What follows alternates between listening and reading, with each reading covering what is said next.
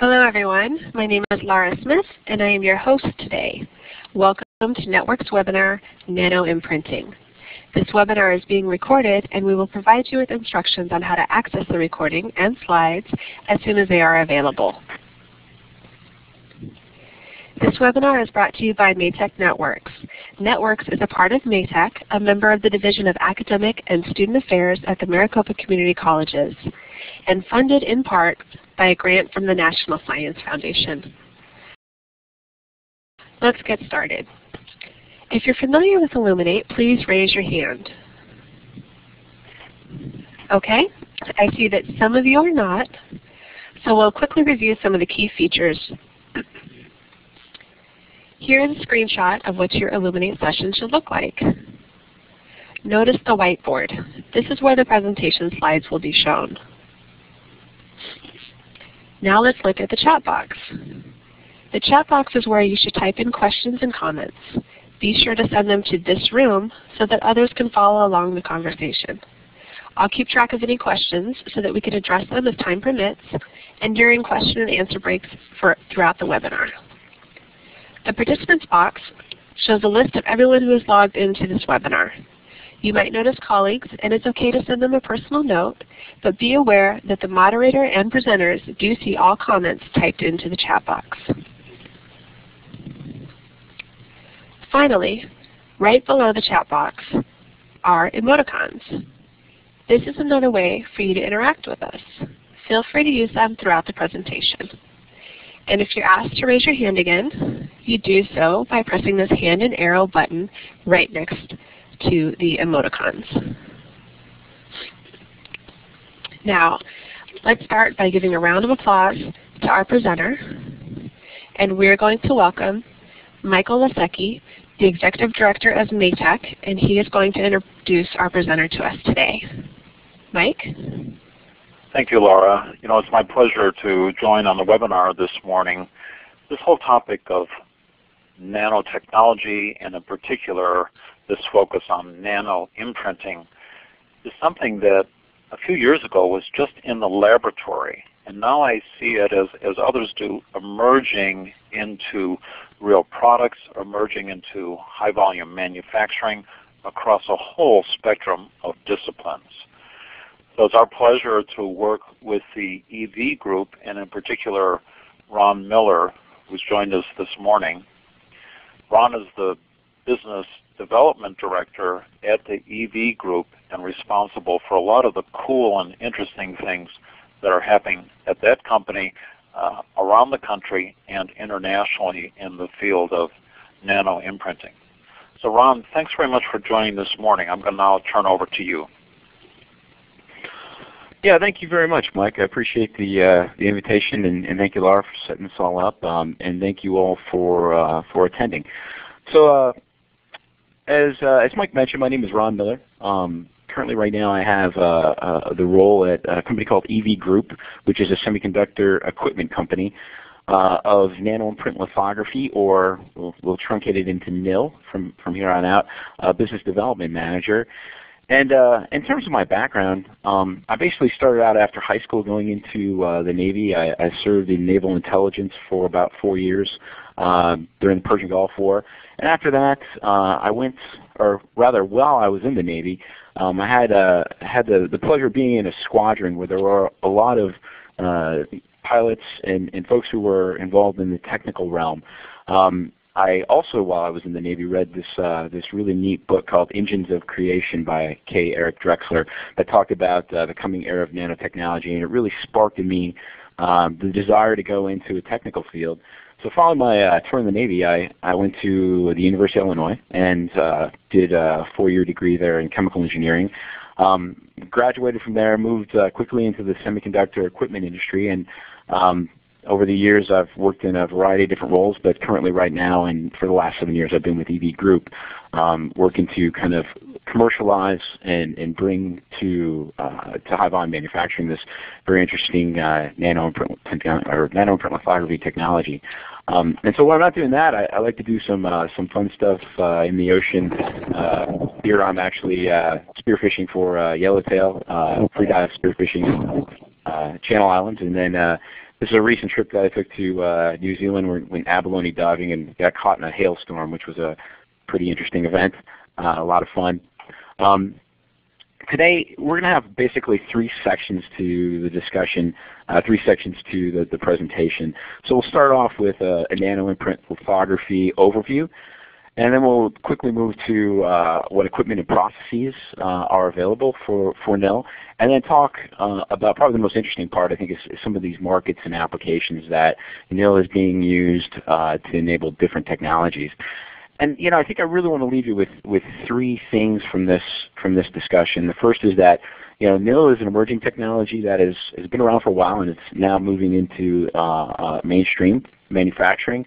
There are several different types of NIL systems and processes that are out there that cover a wide range of different fabrication capabilities.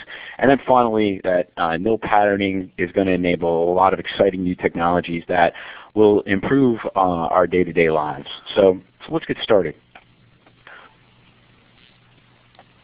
So in terms of the NIL overview, it's always good to have, I think, when you're talking about something, have a good understanding of the history of the technology and where it sits. So this basically is a curve that's called a technology adoption S-curve. And what it basically says, it's any new technology is going to go through an innovation phase where you're working out the kinks of the technology and you're trying to understand where it fits, how it fits, what are the applications you're going to be able to use it for. You're working out some of the infrastructure issues, and it's a low productivity part of the curve. Then you quickly, if it's lucky enough to move into this phase, you move into a growth phase where you have a very steep growth, and then end up with a maturation phase where things become commoditized. And so for an advanced technology, which nanoimprint lithography definitely is, you typically spend about 15 to 20 years in each one of these phases. And that 15 to 20 years I think is important because I'm going to show you a slide about nanoimprint lithography and their technology next, and the technology development next. And I'm going to try and suggest that we are right here at this inflection point in the curve, which is exciting for the technology and for students in the future and moving into different realms of potentially this technology. So if you look at the timeline, remember we mentioned before in the previous slide, we said 15 years to 20 years is roughly where you stay in this innovation phase.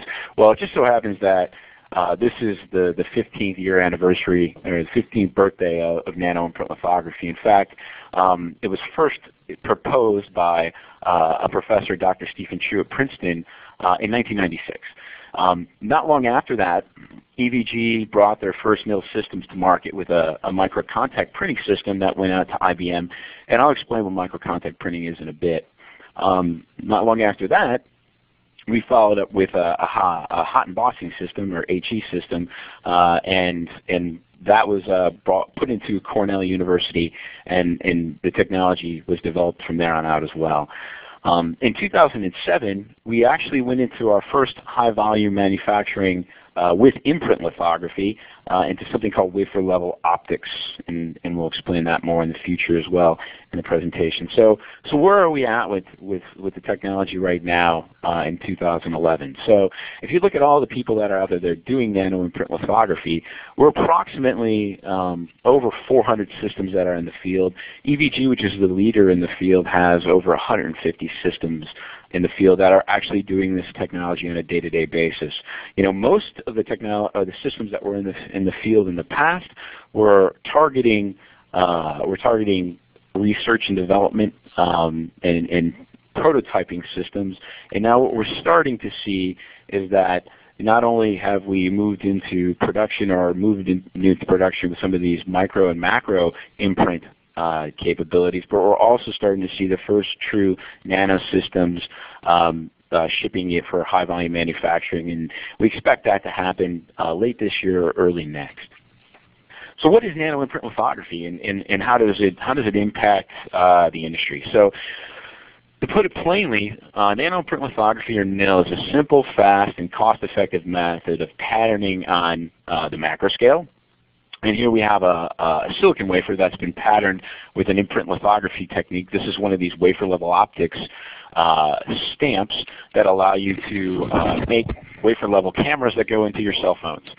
So it can do things on the macro scale. It can also do things on the micro scale. And in this photo that we're showing right here is actually hundreds of microns wide channels that are into polymer that is used for lab-on-chip type of application to do diagnostics and take lab scale type processes and move them onto a chip. So very exciting and interesting technology potentials there. And then finally, of course, things on the nanoscale as well. So the technology can span this whole area, and what we're looking at here is actually an atomic force microscopy image of holes that are about 350 nanometers wide, spanning a whole substrate of about 3 inches if you were to look at the thing in the macro scale. So it's a very diverse technology in terms of the resolutions that you can achieve. And how do we go about achieving these, and how is the process actually accomplished? Well, nanoimprint lithography basically is an embossing type of process. So what you do is you start off with a stamp, and this stamp is typically, if you're doing nano features, is defined by a variety of different techniques. It can be electron beam lithography if you're doing very small techniques or very small feature sizes. It can be regular photolithographic techniques. And the advantage is that you're able to take that stamp now and actually make several imprints with just one stamp. And what you do is you start off with a substrate. Onto that substrate, you typically spin coat a resist, a photolithography resist, or a thermoplastic polymer. And then you bring the stamp into contact with that resist, the thermoplastic polymer.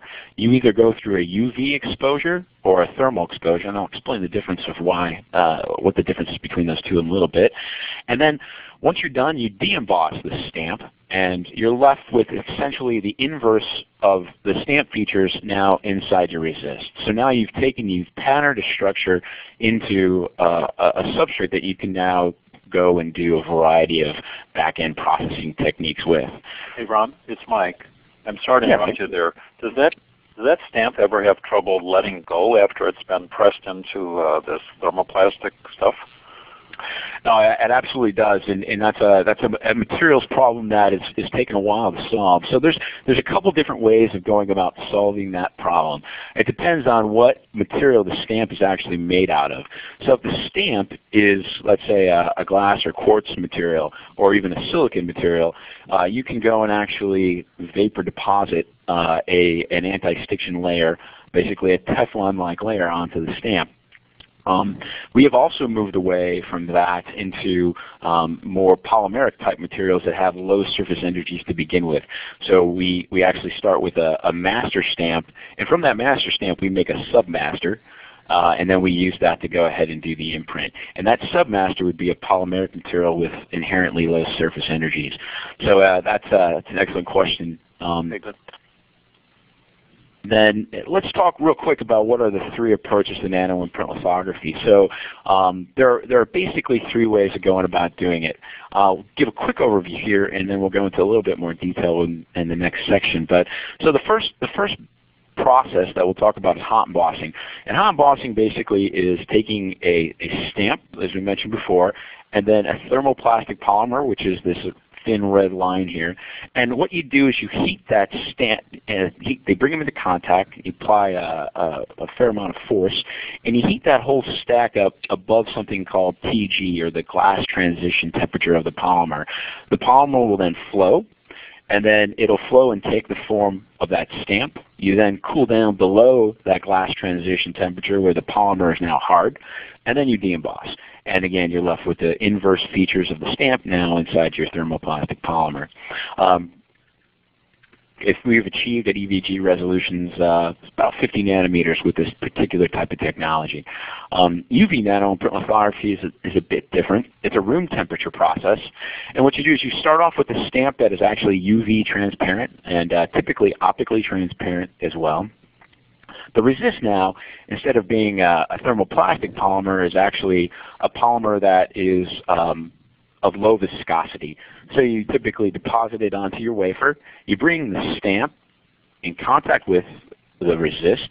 And due to capillary forces, that resist will move up into the stamp, and then you flood expose the whole stack with UV radiation, and the resist will cross-link and polymerize, become hard, and then you do a separation, and again, you're left with the inverse features on that stamp and the resist that you had on the stamp.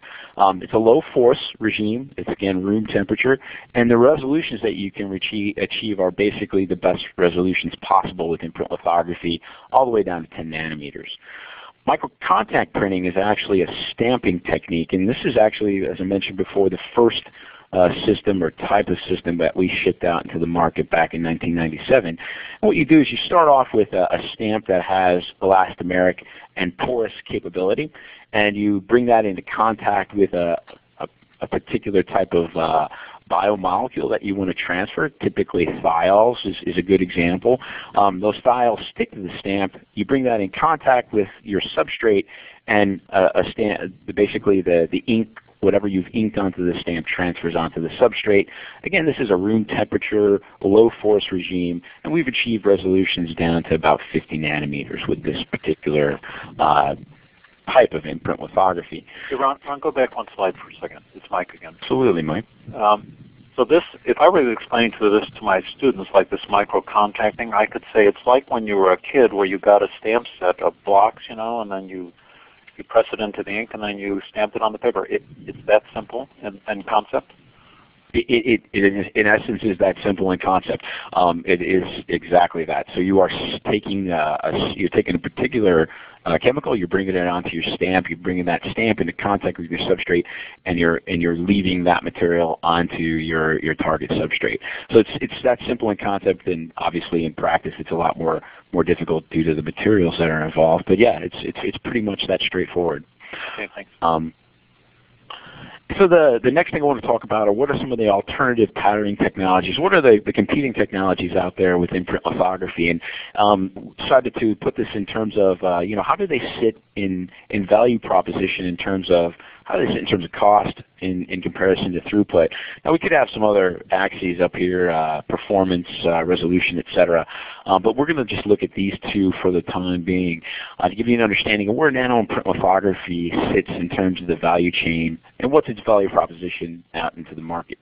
So currently right now, as some of you may be familiar with, there is this deep UV type of lithography that is non-contact related, that is called immersion lithography. If any of you are familiar with the semiconductor industry, they take and use this type of lithography to get down to 20 nanometers at very high fast throughputs. A system like this can pattern a 300 millimeter wafer, which is roughly 12 inches in diameter of silicon, can pattern about 150 of those an hour. It's a very high throughput for that size of substrate. And it can pattern in first print mode all the way down into the 30, 20 nanometer regime. But in order for them to stay on their current path of productivity, something known as Moore's Law, they're going to have to go even smaller than that and eventually over larger areas as much as 450 millimeter. So in order to do that, the wavelength that they're using for this immersion lithography is going to not allow them to do that in a cost-effective fashion anyway. So they're going to be moving to something called extreme UV, which will use 13.5 nanometer wavelength light, almost at X-ray, to go ahead and pattern. So this right now, extreme UV is still in development. The throughputs are actually down over here, but they need to be up around here in order to be cost effective in the future. So that's one type of competing technology. Another type is something called E-beam lithography. So E-beam lithography basically takes an electron beam, a single electron beam, and it patterns features all the way down to sub 10 nanometer. As I mentioned before, we actually in nanoimprint lithography use E-beam lithography to go ahead and pattern our stamps if they're very fine resolution. The problem with E-beam lithography is the systems don't cost too much, but their throughput is extremely low because you're using a single electron beam to try and pattern a very large area. So from a manufacturing standpoint, it's just not a reliable or even effective manner. So there are some companies, one in particular called Mapper in the European Union, that are looking at taking this E-beam approach and doing it in a massively parallel fashion. Now what does that mean? Instead of going ahead and just using a single beam, they're looking at using tens of thousands of beams all together at the same time to pattern. Now that has a lot of problems associated with it. There are stitching issues of how do you stitch one beam to the next. There's a variety of materials issues that come into play, and the data transfer that goes on with it is massive as well. But it is a potentially competing technology to E-beam lithography. I'm sorry, to nano-imprint lithography, if they can get work out all the technical details. But still, this is in a development phase right now. Then there's a variety of different techniques that come into play, some which are potentially useful in high volume, such as interference lithography, where you're basically taking a laser, two lasers, and interfering them together and making a pattern over a large area. It's fairly cheap and it's fairly high throughput, but you're really limited in terms of the complexity of the patterns that you can lay down. Same thing with self-assembly. So self-assembly is basically taking molecules that are engineered to basically form patterns all by themselves just by taking up the lowest thermodynamic state that they can exist on a particular substrate material. Again, nice technology if you can get it working in the future, but it's still in development, and you are kind of limited by the types of patterns that you can lay down. You can't really put anything down too complex. And then another potential technology that could compete with nano-imprint lithography is something called dip-pen nano-imprint lithography, or dip-pen nanolithography. And what that is basically using an AFM tip, an atomic force microscope tip, bringing that into contact with the substrate and having a variety of different resist materials or additive materials, metals, etc., move down the tip and actually come in contact with the substrate and pattern in that fashion. Again, a nice idea, but not very cost effective and very low throughput. So nano-imprint lithography, the benefit it really brings to the industry is that it has the ability of doing complex patterns at a high throughput and for low cost compared to the other things that are out there right now. So who are some of the companies that actually go ahead and do nano-imprint lithography? There are several companies that do these. My company, which is EV Group, we're headquartered in Austria, in Europe, and we also have a worldwide presence. Toshiba Machines is a fairly large company that is situated in Japan, and SÜSS Microtech is another company out of Europe that does this type of technology as well.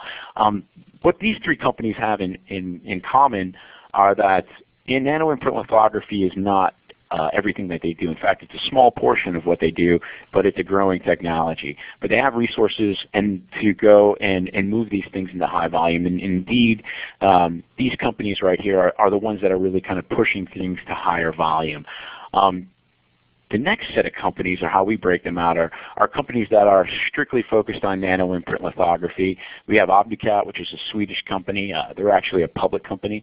Nanonex, which is a company that was founded in Princeton by Dr. Stephen Cho, the father of nano-imprint lithography, and they are actually located in the northeast of North America. And then Molecular Imprints, which is a spin-off of the University of Texas Austin, and they are located down in Austin. So these are companies that are strictly focused on nano-imprint lithography and rather small at this point in time. And then there's a whole suite of different companies that are rather small, but that are dabbling in nano-imprint lithography.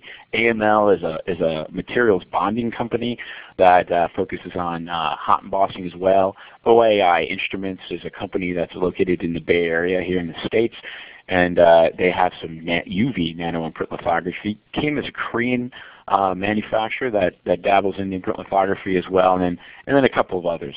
And there are several other smaller players as well, but again, the big three that are looking at commercializing the technology and have probably made the greatest inroads into it so far are EVG, Toshiba, and SÜSS Microtech. So we've come to the end of our first section. Are there any questions at this point in time? Ron, I have one question, a couple of my own and one from the audience.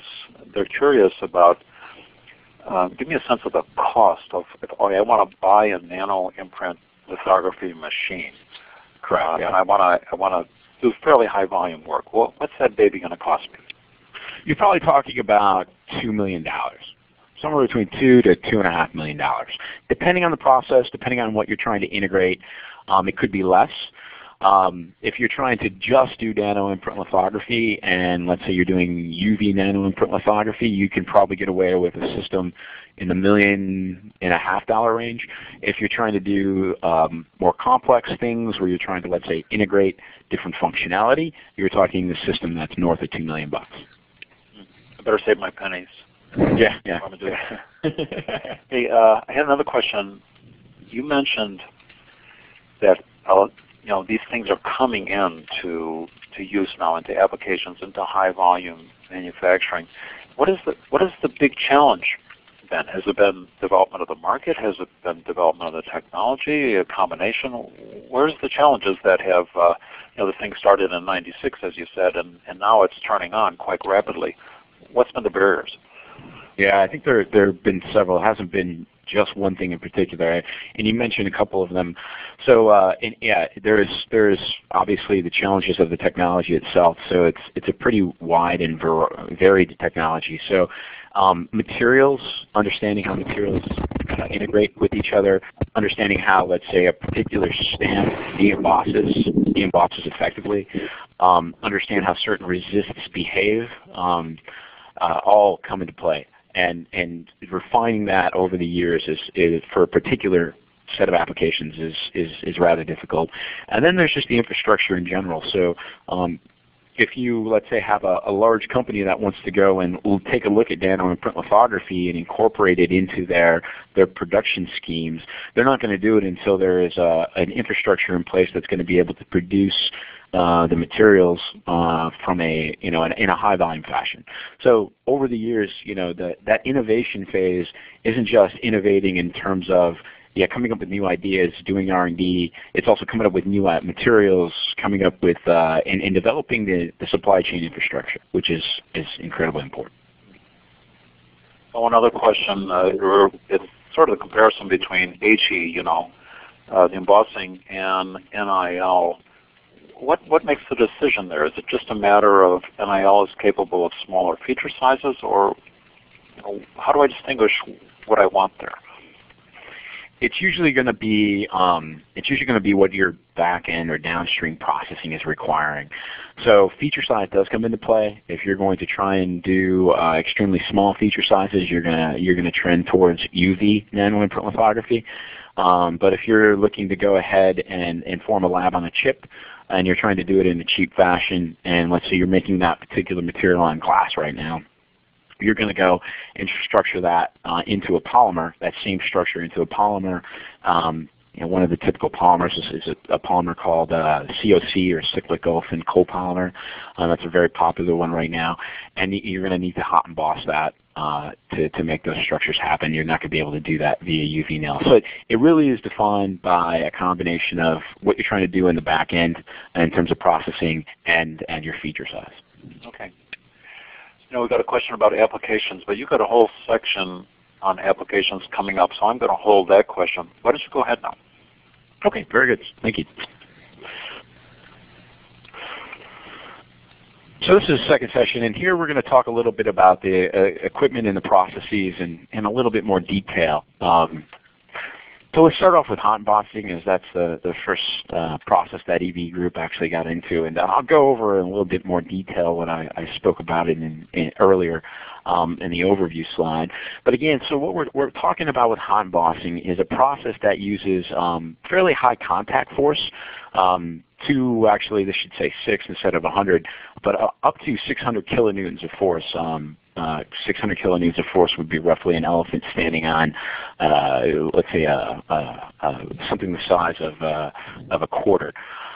Achieve resolutions on that, we can get down to about 50 nanometers, and we can do it over a variety of different substrate sizes and diameters, let's say from 50 millimeters, which is roughly about 2 inches, all the way up to 200 millimeters, even 300 millimeters, which is 8 to 12 inches.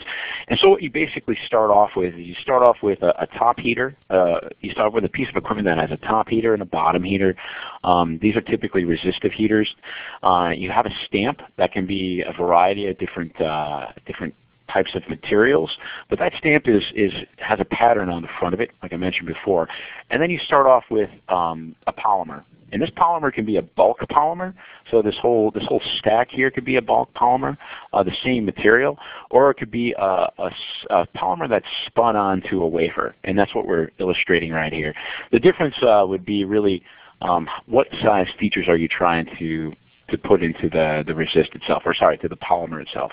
Now the special thing about this polymer here, represented by this red line, is that it's a thermal elastic polymer. And what that means is it has a property called a glass transition temperature. Below that property, the material doesn't flow. Below that temperature, rather, the material doesn't flow. Above that temperature, the material will start to flow. And the higher that temperature is above that TG, the faster it will flow up until the point where it actually thermally degrades. Obviously, you don't want that. But typically what you do is you bring this top heater with the stamp into contact with the thermoplastic polymer. You apply a force, and you heat it above your glass transition temperature. I have problems with that. Typically about 20 degrees Celsius above that. And then what will happen is that polymer will begin to flow. It will take the shape of the stamp itself, and then you cool below the glass transition temperature, and then you go ahead and de-emboss. And that will allow you to take and put the inverse of what you have up here into this thermoplastic polymer below. Are there any questions at this point in time on that process? You know, Ron, I had one student one time ask me, hey, wait a minute, glass transition temperature? I didn't know we were dealing with glasses here. I thought this was a polymer, and I thought it was an interesting question. How do you typically talk about what T sub G is? Yeah, it's probably a material. Trying to understand that on a highly technical level is probably beyond my ability. But so basically, what it boils down to is, if you have a thermoplastic polymer has a property where below a certain temperature, which is defined as the TG, the material does not flow. It's essentially a hard material. It has no inherent viscosity. But if you bring it above that temperature, you can actually start to measure a viscosity of the material itself. It can actually flow, and essentially it doesn't melt because it hasn't become a liquid at that point in time. So it's still solid, but it flows. So that's the difference between, let's say, a melt temperature and a glass transition temperature. But once you go above that temperature, the material will flow, and it'll take the form of whatever it is in contact with, in this instance the stamp, and you can use that property to go ahead and pattern on the macro level all the way down to the nano level. That's good. I guess that the explanation is it's largely when the material begins to flow. That's straightforward enough. Yep. Okay, go ahead. Sure. And so there are a variety of systems that we have at EVG that allow us to go ahead and do hot embossing. And it kind of depends upon what you're trying to do. Are you in R&D, or are you trying to go to a more fully automated format? So basically, in the R&D level, we have a series of systems. 500 series is what we call them. And these are really wafer bonders that we have modified. So these typically are systems that bond two materials together at high force, high temperature. And we're using them in a modified mode, and that's how we got into nanoimprint lithography initially. At least from the hot embossing side, we modified these pieces of equipment to go and actually, instead of doing bonding, to do imprinting. And the differences in these systems here basically have to do with wafer size. So this system will allow you to get up to about 6 inches. This one will take you up to 8 inches, and this one will take you up to a substrate that could be as big as 12 inches in diameter, which is fairly large.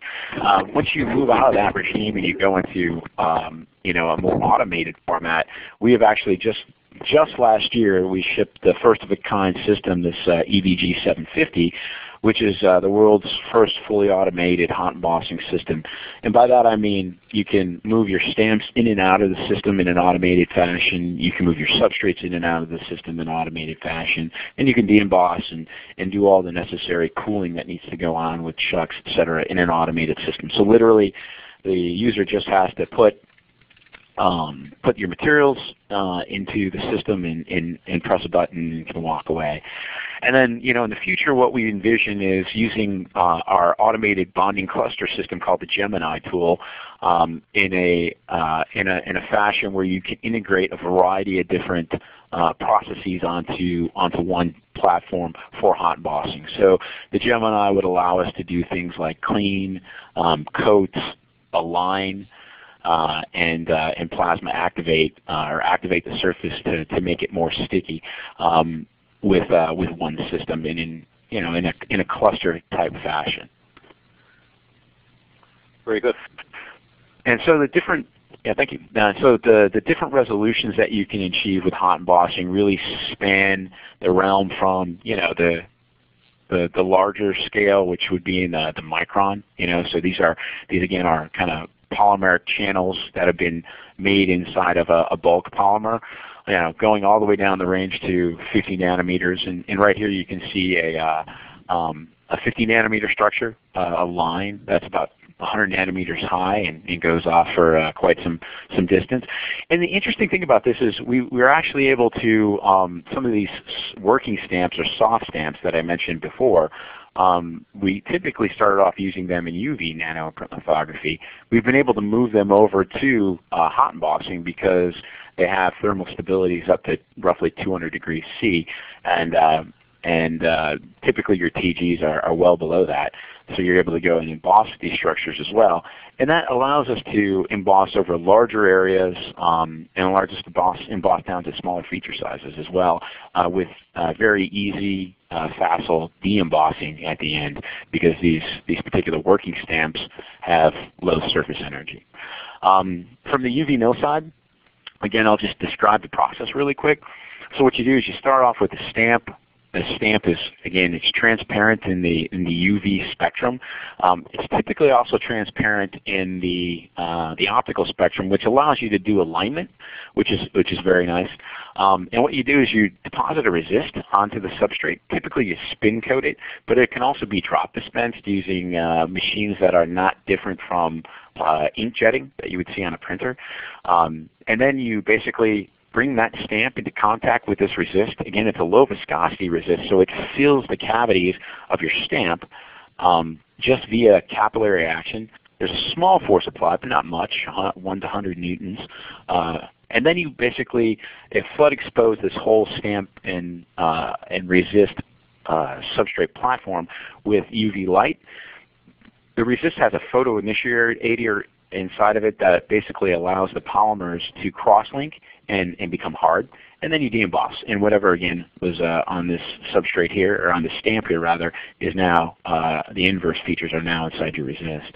So again, it's a room temperature process, fairly low contact force, and that how the ease of this process being room temperature and low contact force is really the thing that allows you to get down to lower resolutions. And we've demonstrated 8 nanometer feature sizes using this type of technology, which is pretty incredible if you think about it. Ron, go back one step. Absolutely. I'm really struck here because we're using light of 350 to 450 nanometers to create something that you just said could be 8 nanometers in feature size. That's pretty interesting. I think of lithography, right, which uses the light itself. But I guess the idea here is you're using the light largely to treat the polymer. I guess that's the best way of saying it. But that's a great point. It's actually a benefit of UV nil that I didn't mention prior to this, is that in UV nil, typically in lithography, the structure that you're going to be able to pattern is a function of your wavelength. So the wavelength of the light that you're using. So if you were using 350 nanometer light, you would be limited to roughly, let's say, that wavelength period. And then there's some tricks you can do using immersion lithography that'll allow you to get even smaller than that. And you could maybe be limited to 350 divided by 4, let's say, at the max. So you're limited by your wavelength of light. With UV nil, you're not limited by the wavelength of light. What defines your structures is actually what's on your stamp. Right. And that can be defined using a technique like E-beam lithography, which allows you to get very, very small, because an electron, the wavelength on an electron depends on its energy, and you can just increase the energy to get much smaller feature sizes. So if you're going to go for very, very small feature sizes, you're going to be defining those feature sizes on your stamp using e-beam lithography, and you can get very small. Cool. Great.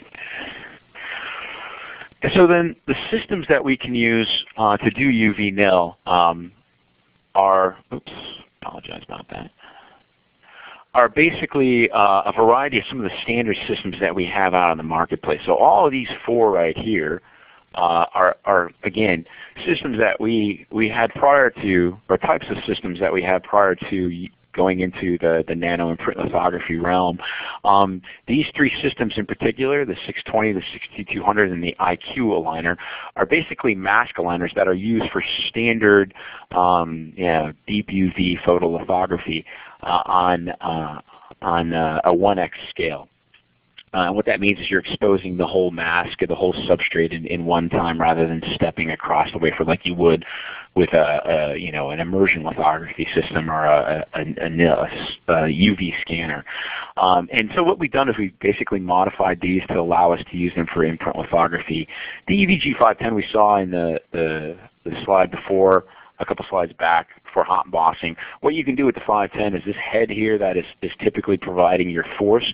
You can take that head off and put a different head on that has a UV cover, and it'll allow you to do flood exposures for UV. It's nice if you're trying to go into to lower vacuum regimes, because this system can pull up pretty high vacuum.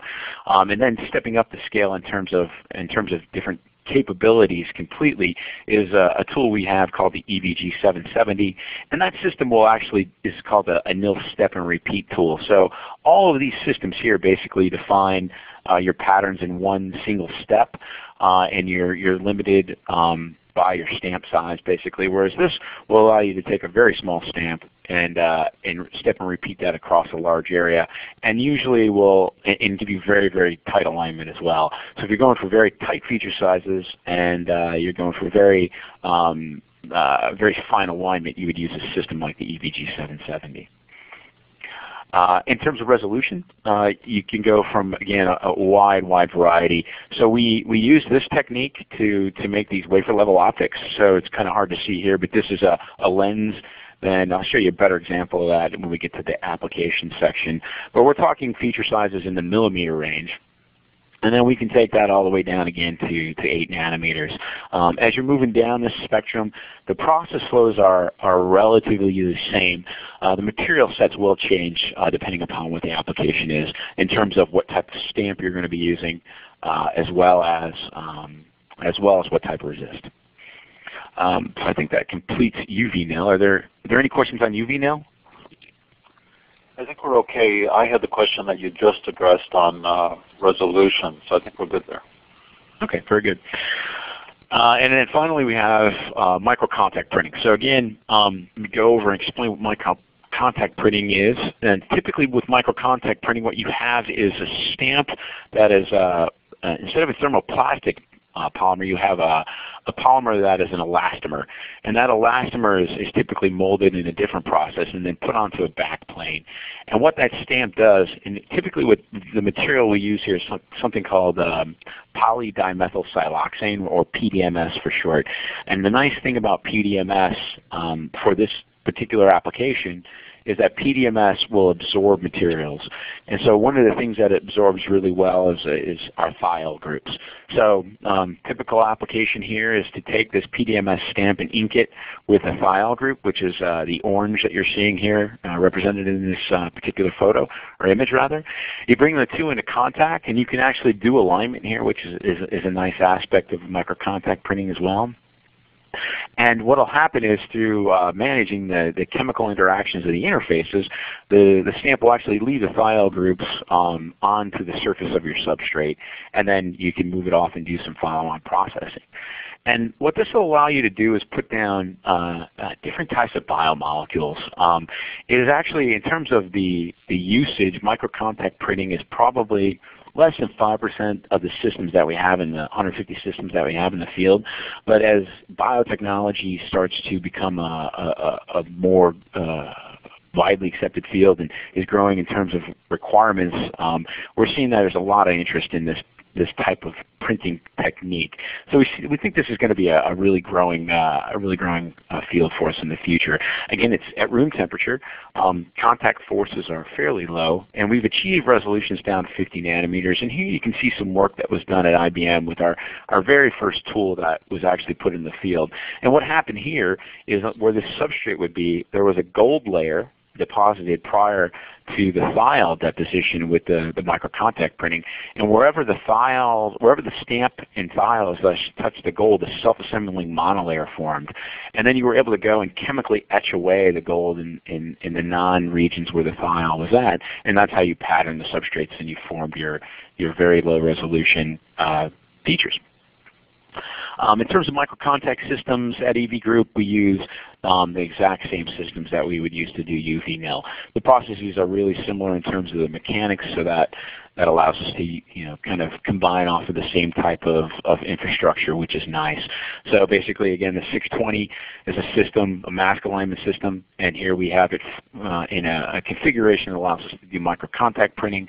This will take us up to 100 millimeters or 6 inches. This one will take us up to 8 inches, and this one will take us up to all the way up to 12 inches. And this is a nice example of what you can do with microcontact printing. I showed you an example earlier about how you can pattern gold using it. But another thing that you can do is basically take your stamp and functionalize it with a biomolecule that would actually go ahead and, let's say, grab a certain type of cell.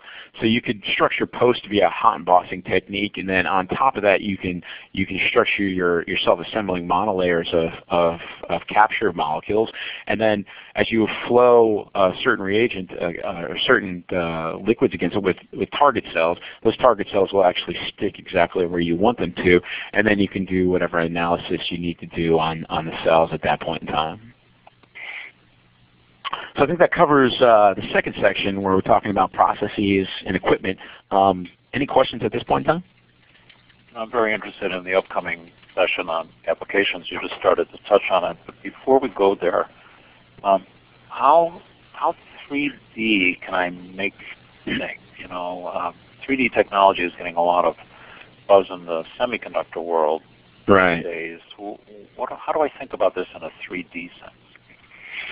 That's a good question, and that is another benefit of imprint lithography that you get over standard lithographic techniques as well, is that whatever structure that you can make on your stamp, that you can actually go ahead and imprint into your resist in a single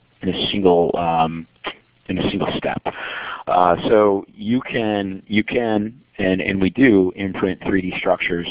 And when we get to the wafer level optics slide in the applications area, I'll show you how we do that, or I'll show you some examples of what we do there. And in terms of wafer level optics, which is actually a macro imprint lithography application, but that was the driving force actually, Mike.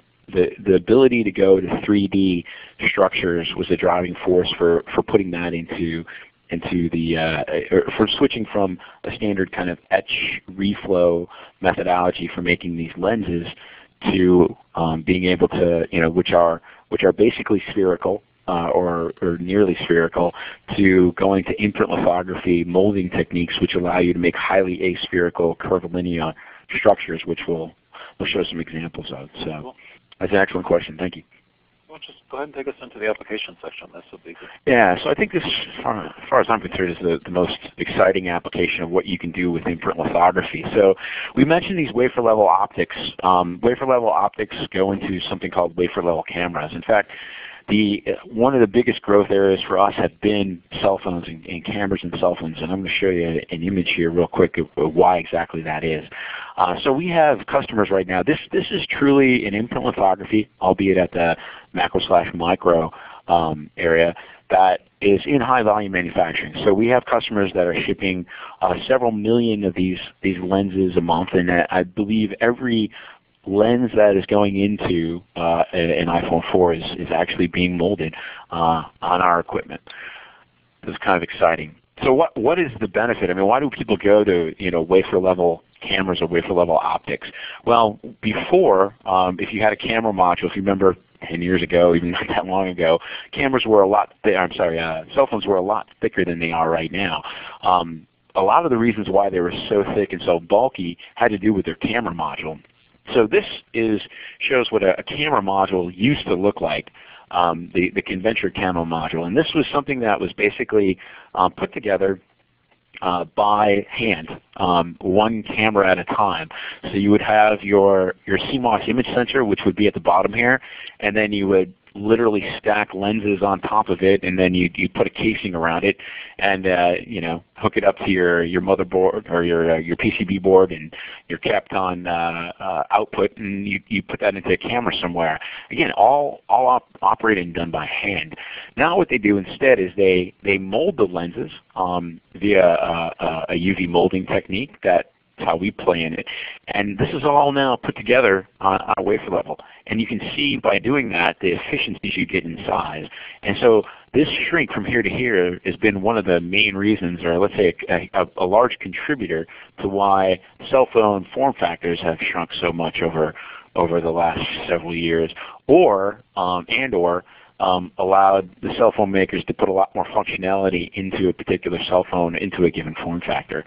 And so what you're seeing here is actually this in cross section in profile, and here's an exploded view of it and how it looks when it's put all together.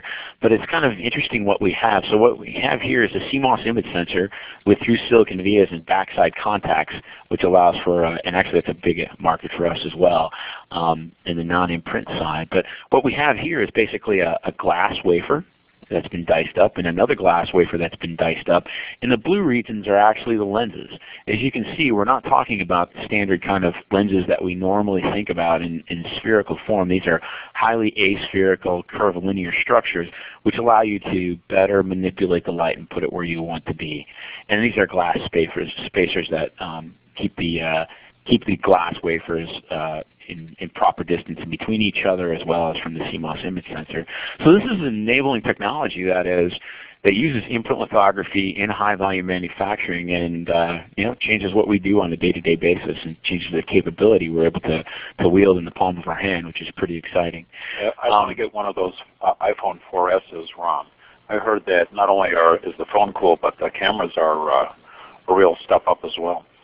Yeah, my AT&T contract runs out next May, so I'm hoping maybe the iPhone 5 will be out by then. Maybe not.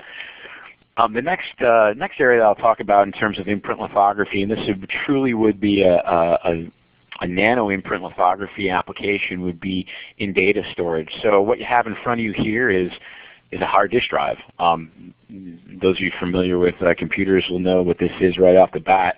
And so right now, this hard disk drive is basically a piece of silicon that has metal attached to it, or metal that's built up on it. And what they do in order to define what they call their areal density, basically, which is the number of bits that they can put per given square centimeters, how it's defined, is really defined ultimately by the metal that they put down on this disk and how they put it down. And if you look at it in a nanometer scale or micrometer scale, what really defines it is the size of these metal grains that go down, how small you can make the metal grains.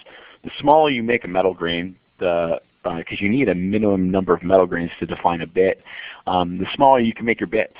And so basically what they're running into in terms of shrinking the bit size or getting higher areal density is a problem called the superparamagnetic effect, where if the size of these grains get to be too small, the magnetic properties of them become unstable, and they can flip, and you can lose data, which obviously is not ideal, and something they're going to want to avoid. So the answer to this will be something called patterned media, in particular bit pattern media, because now what they're looking to do in the future is, instead of having just a continuous layer of metal all the way across the disk, right, they're going to isolate one piece of one bit from the next, and they're going to actually form small islands of metal across the whole entire wafer. This is a technology that is looking to go into production somewhere in the 2015-2017 timeframe, and right now it's in what I would call pre-pilot production at the disc manufacturers or late-stage R&D.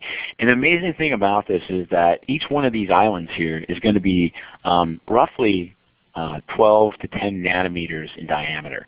So imagine 12 to 10 nanometers in diameter all across a 3.5-inch disc. And this will allow them to get to areal densities above a terabit per centimeter square. So think about that. Think about what storage size you have on your disk right now, how big they are right now. And this is a 3.5-inch across disk.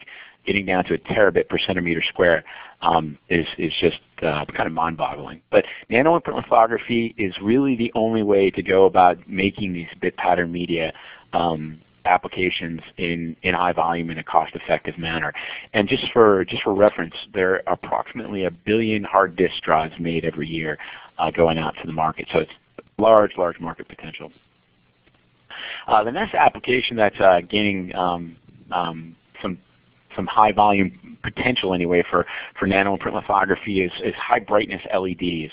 So I think we're all familiar with a light emitting diode. It's basically a semiconductor that basically will allow you to make light when you put the materials together in the right way and you apply the right voltage across it. And what an LED actually looks like in the microscale, what the device architecture looks like is, they have an N-GaN. GaN stands for gallium nitride. It's a type of 3-5 semiconductor. And then you have your P-GaN, so that forms your PN junction. And then you have your quantum well in between. And that's actually what makes the light. That's the layer that actually that luminesces, that gives you the light. Actually, luminesces is the wrong word, but that's where the light is generated inside the LED. And you can see how these are structured.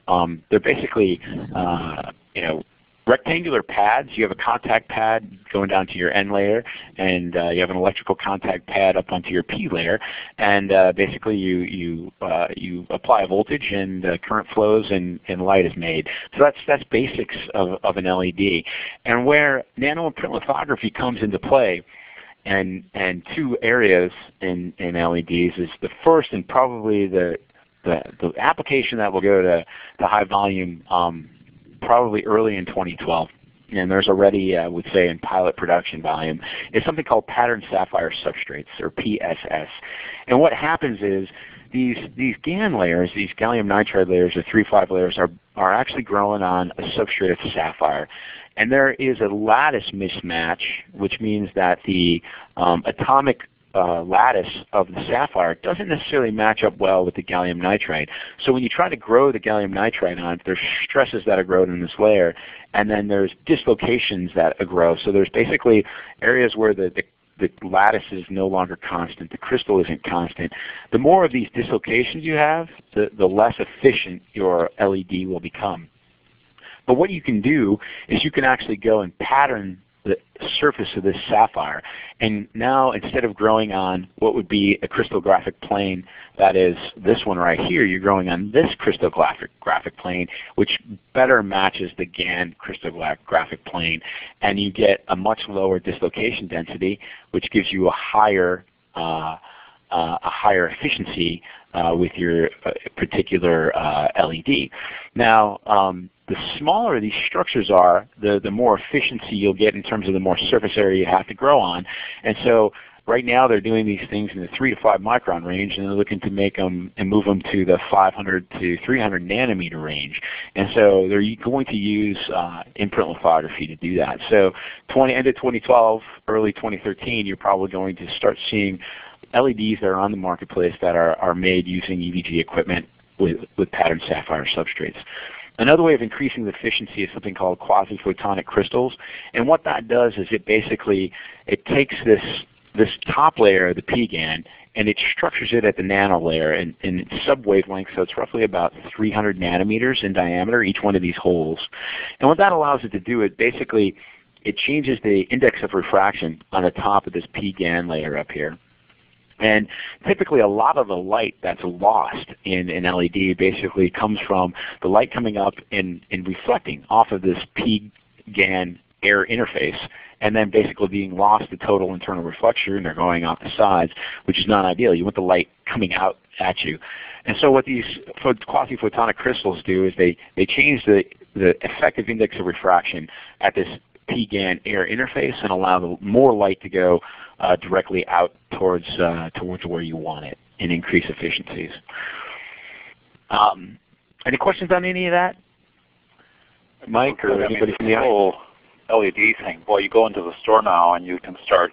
They're coming on the shelf.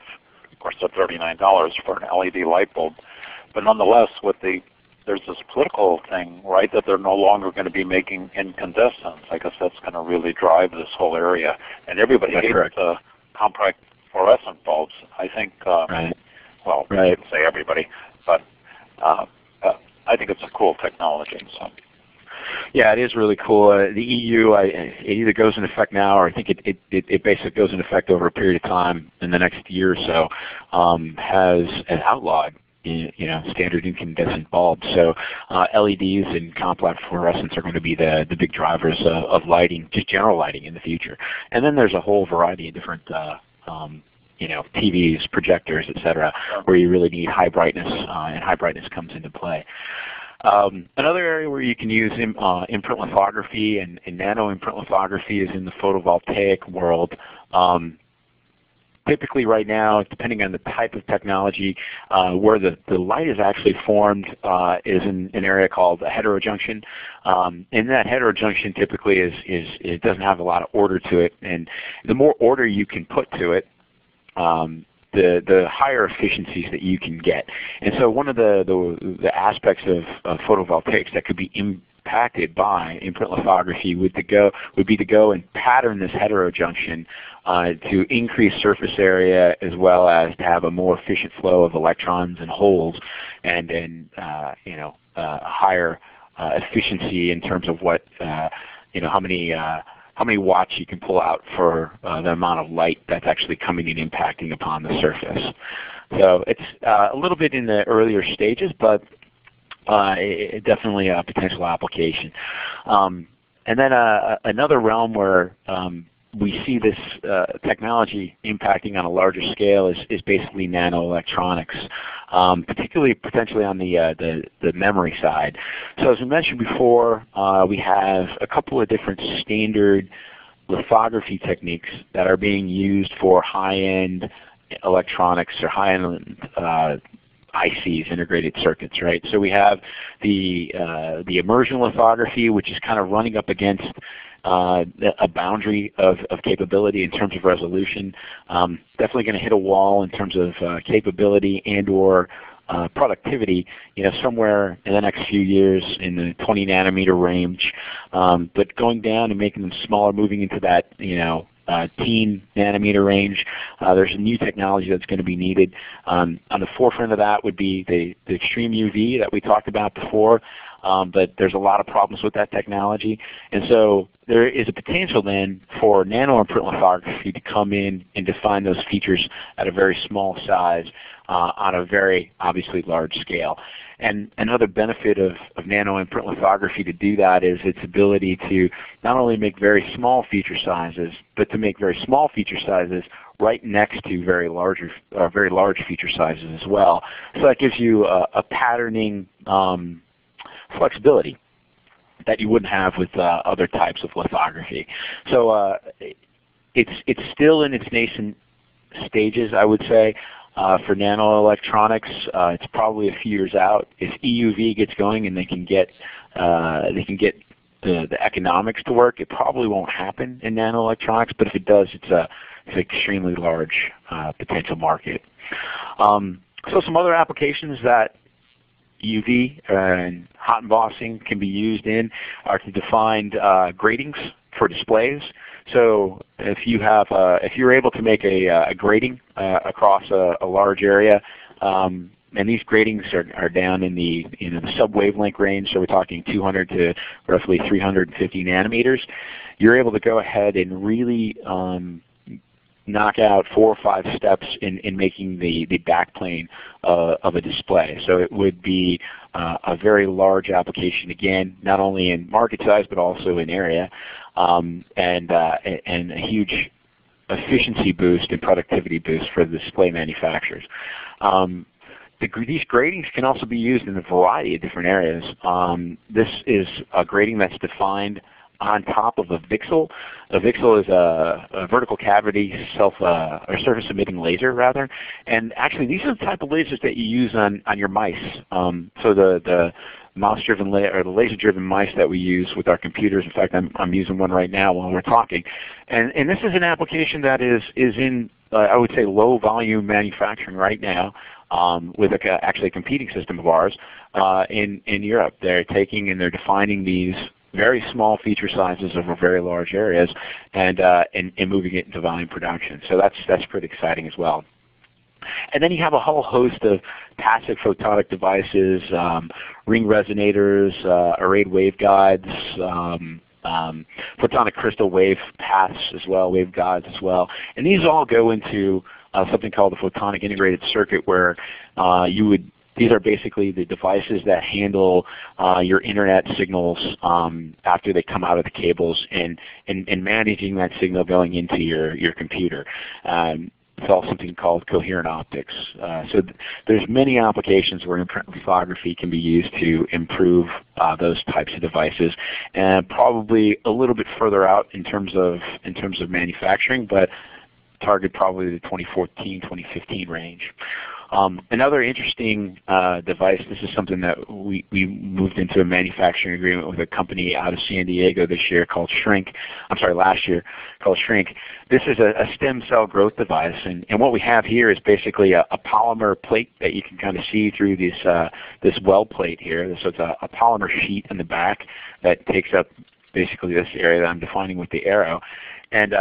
And what that does is we hot emboss into this polymer sheet these honeycomb wells. And what these wells do is they serve as growth templates for stem cells. So if you grow a stem cell in the proper form factor, you get a better morphology out of the embroid bodies that come out of those stem cells, rather than just trying to grow them on a regular planar form factor. And so your efficiency of the proper embroid bodies that you get is very high, rather than trying to have to go and select and pick them out of a planar substrate. So this is a device that we make here at EV Group that we pass on to Shrink. We do the embossing part of it. They go and do the integration part of it, and it's just shipping out to the market right now, as a matter of fact. And then there's a whole host of solutions that kind of build on the biotechnology. We really see this as the biotechnology area using imprint lithography. We really see this as a growing field, and personally for me, it's the field that I find most interesting. The whole idea, the whole concept here is something called a lab on a chip. So now if you were to go into a place where they would, let's say, take a look and try and determine if you have strep throat, it would be a centralized lab that would basically take your sample and process it through equipment and machinery, and it would take a long time, and there's a lot of infrastructure involved. The whole idea with a lab on a chip is to take all that machinery, that infrastructure, and basically move it onto a chip. So doing all those processes on a chip right at either your doctor's office or the emergency room or wherever it might happen to be. There's a wide variety of applications from a diagnostic standpoint that would come into play. A great example is looking for an indicator for heart attacks. Troponin 1, for instance, Philips is working on a lab-in-a-chip device. Right now, if you have a heart attack, there's about 5 million people that every year in the U.S. that think they're having a heart attack.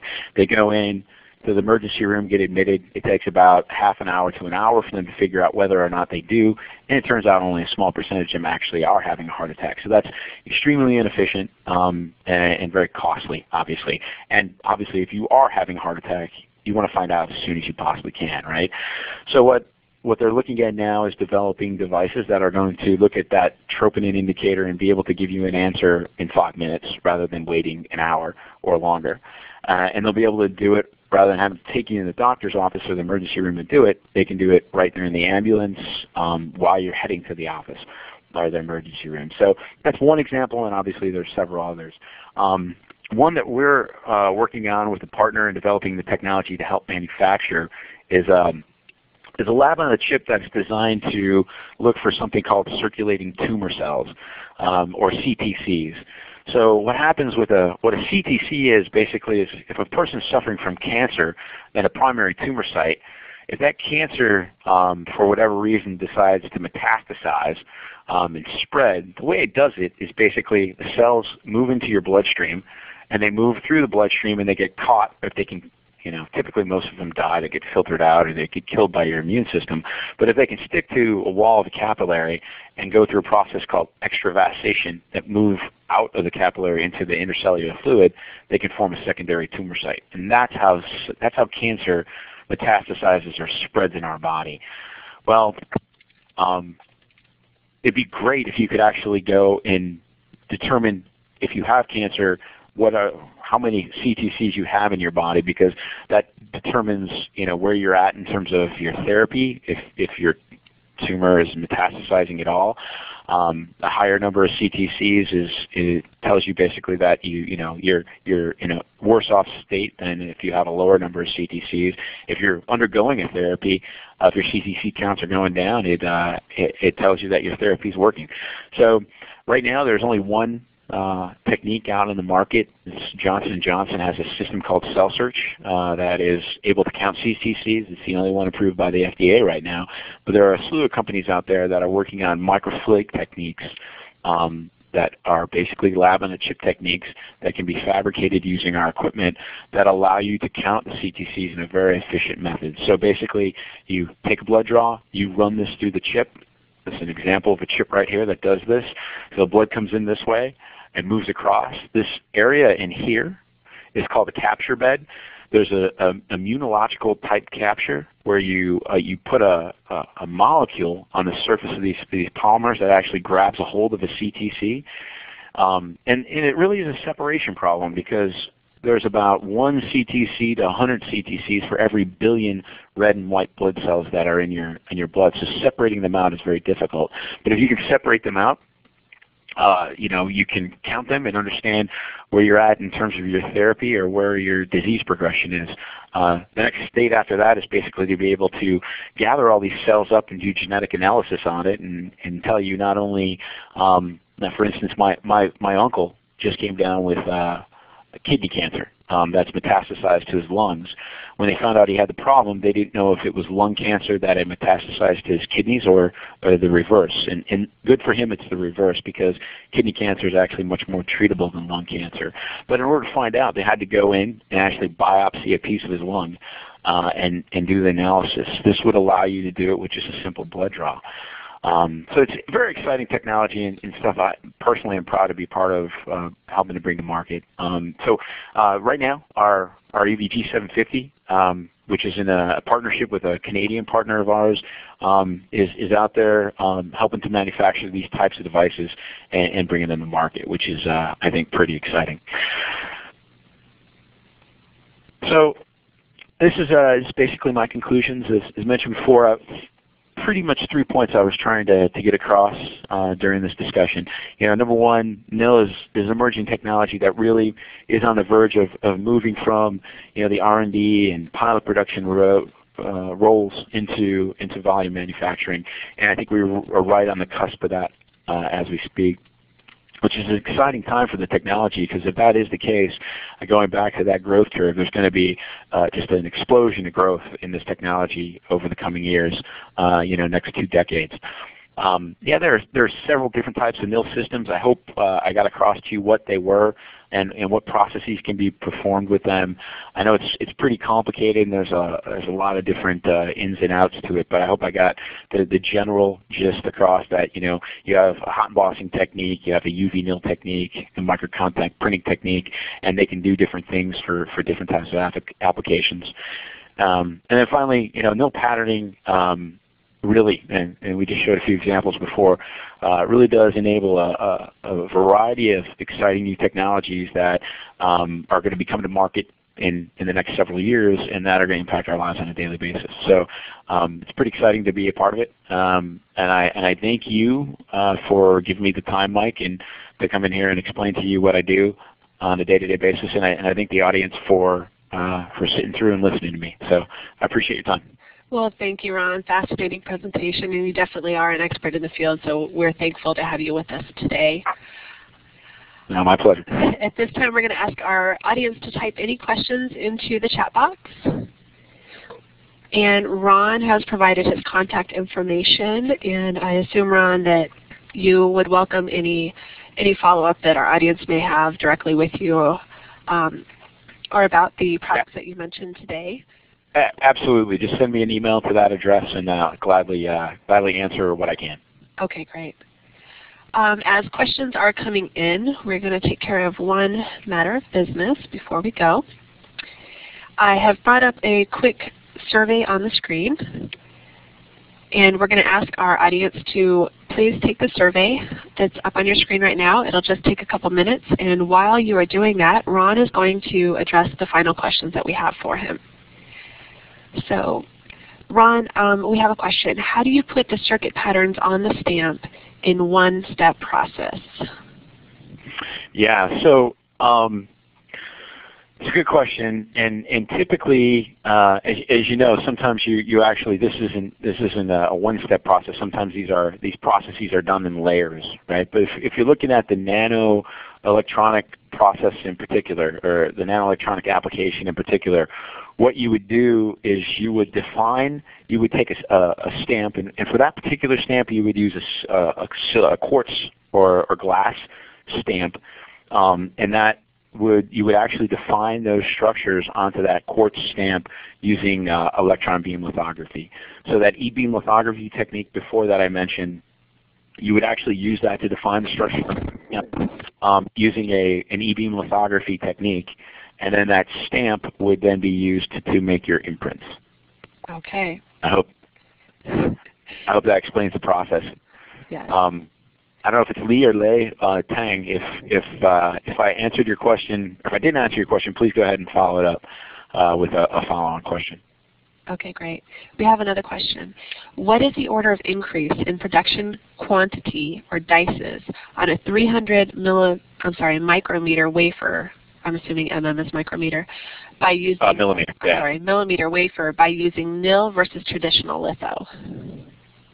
So what? You got it? So the question is, what would be how many more die could you get onto a 300 millimeter wafer using nil versus, let's say, standard immersion lithography? Is that the question? I believe so. I just displayed it in the chat box again. Yeah, let me just read it real quick. Increase production quantity dice. Traditional.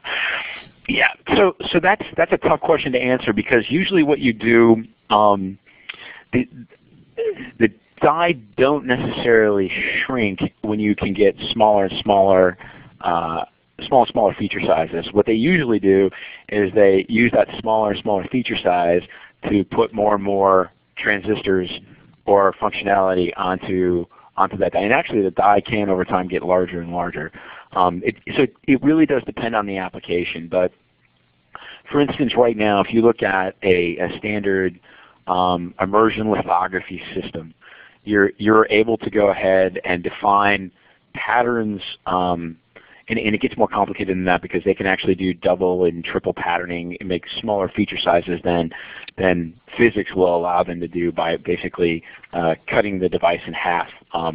And they're relying on the stage movement capability, the fine alignment capability that they have. So it's a very tough question. But so let's just say a standard immersion lithography system can define feature sizes in the 20 nanometer range, right? And we can define them all the way down to, let's say, 10 nanometers and below.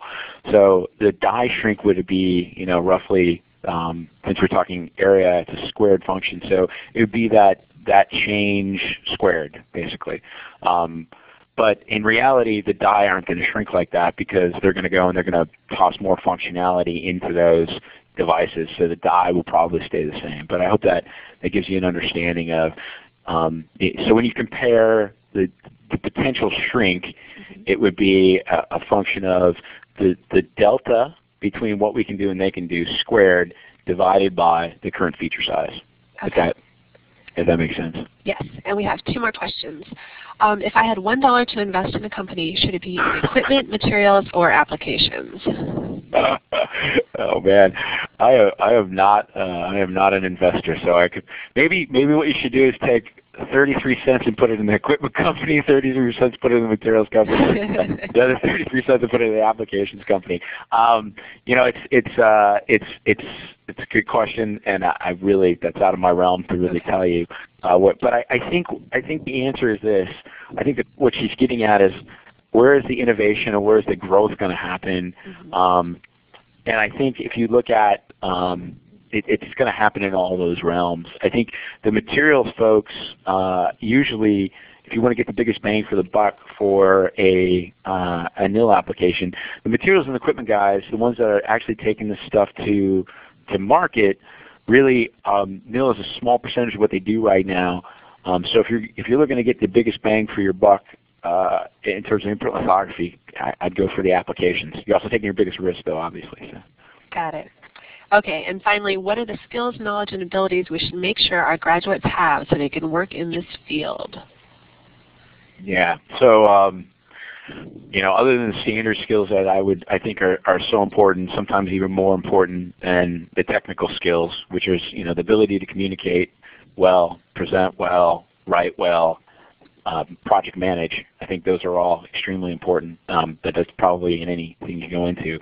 The technology aspect, if you're looking to go into any of this, really just material science is incredibly important. That's probably the hardest thing to understand from my background.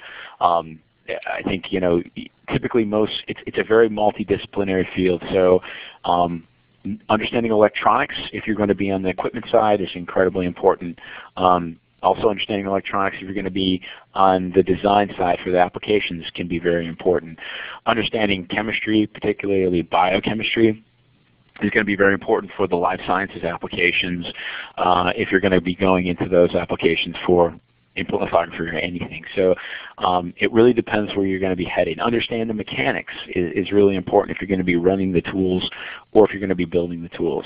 So it kind of depends on where you're going. But I would say, understanding electronics, understanding materials are probably the two most important ones. Okay, great. Thanks so much, Ron. By now everyone should be done with the survey. So I just want to let everyone know that in case you missed any portion of this webinar or would like to recommend that others view it, it was recorded. And to access the recording and slides, you can visit maytechnetworks.org and use the keyword search webinar nanoimprinting.